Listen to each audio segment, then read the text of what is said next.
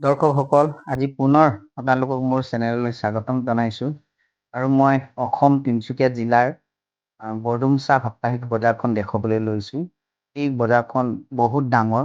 এই বজাৰখন সপ্তাহৰ বৃহস্পতিৰ দিনাখনি ইয়াত বজাৰ হয় আৰু মই আপোনাক খুব শ্বৰ্টকাটত এই বজাৰৰ বিষয়ে জনাব বিচাৰিছোঁ। পোনপ্ৰথমে মই বজাৰৰ এই কল বজাৰটো দেখুৱাবলৈ লৈ আছোঁ আৰু এই কল বজাৰত আপুনি ৰাতিপুৱা আহিব লাগিব আৰু ইয়াত যথেষ্ট সংখ্যক বিভিন্ন ধৰণৰ কল আপুনি দেখিবলৈ পাব। যদি আপুনি ব্যৱসায় হিচাপে কল বেপাৰ কৰিব বিচাৰে তেনেহ'লে নিশ্চয় এই বজাৰখন আপোনালোকৰ কাৰণে।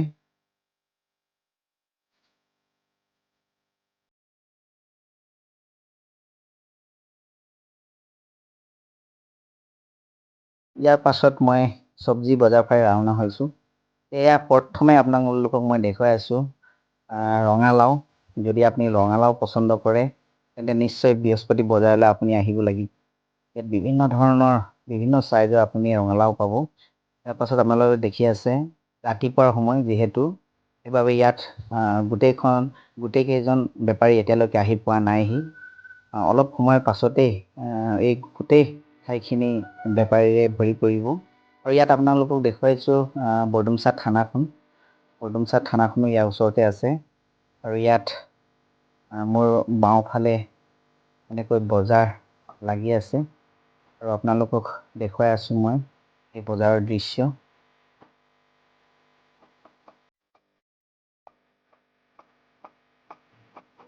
মই আকৌ আগবাঢ়িছোঁ। আপোনালোকে চাওক, বজাৰখন খুব ব্যস্ততাপূৰ্ণ আৰু ইয়াত বাছ এখনো গৈ আছে আৰু মই দেখুৱাইছোঁ আপোনালোকক এই কুকুৰা বজাৰখন। এই কুকুৰা বজাৰখন বহুত ডাঙৰ বুলি ক'ব পাৰি। যিহেতু মোৰ অহাত অলপ পলম হৈছে, সেইবাবে খুব কম মানুহ ইয়াত দেখি পাইছে আপোনালোকে।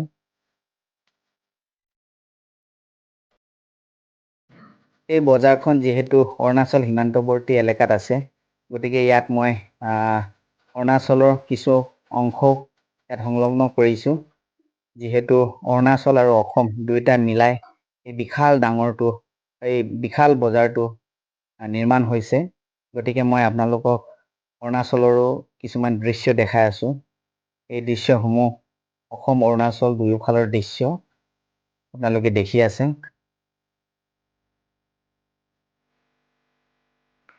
আৰু ইয়াত আপোনালোকে দেখি পাইছে ৰাস্তাৰ কাষে কাষে বজাৰ আছে। ইয়াত বিভিন্ন ধৰণৰ দোকান পোহাৰ দিয়া হৈছে। কাপোৰ, তামোলৰ দোকান, শাক পাচলি, বিভিন্ন দোকান ইয়াত দিয়া হৈছে। আৰু মই বৰ্তমান সোমাই আছোঁ বজাৰৰ ভিতৰৰ অংশলৈ।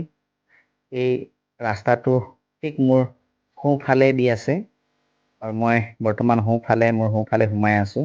এই ভিতৰতো ৰাস্তাৰ কিনাৰে কিনাৰে বিভিন্ন ধৰণৰ দোকান আপুনি দেখিবলৈ পাইছে আৰু ঠিক ইয়াৰ পাছতে মই একেবাৰে ভিতৰচোৱা ঠাইলৈ মই সোমাম, য'ত কাপোৰ কানিৰ দোকান আছে।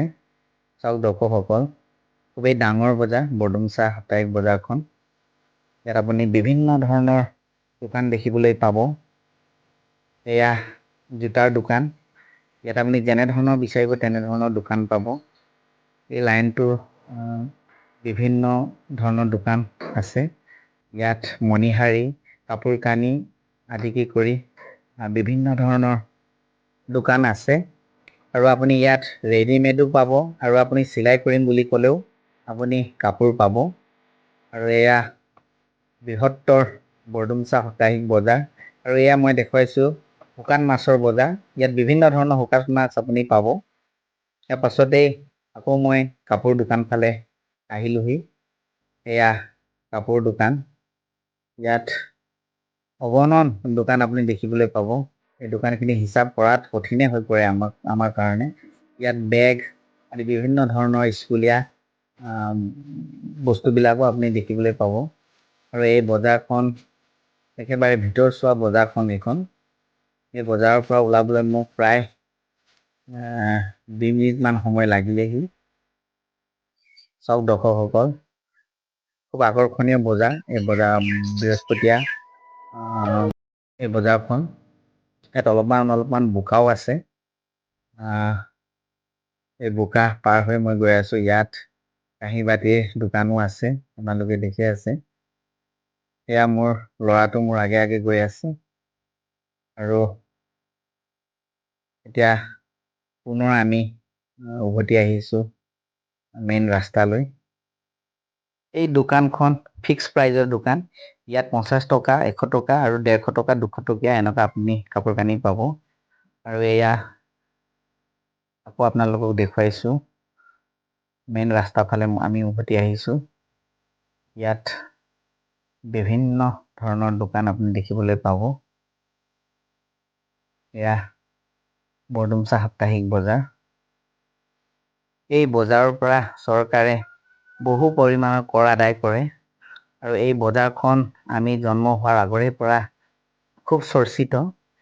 যেতিয়া আমি অলপ ডাঙৰ হ'লোঁ তেতিয়াই পৰা এই বজাৰখনৰ বিষয়ে আমি শুনি আহিছোঁ।